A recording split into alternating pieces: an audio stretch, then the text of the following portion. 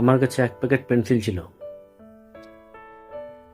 তো আমি এগুলো দিয়ে এই যে দেওয়ালে দেখতে পাচ্ছেন এরকম আঁক কাটতাম, ছবি আঁকতাম। সেইটা দেখে বোম্বে থেকে অক্ষয় কুমার আমাকে ফোন করেছিল যে আমার একটা পেন্সিল চাই। তা আমি এই পেন্সিলটা ওনাকে পাঠিয়েছিলাম। এই সেই পেন্সিল ওনার হাতে আমার দেওয়া।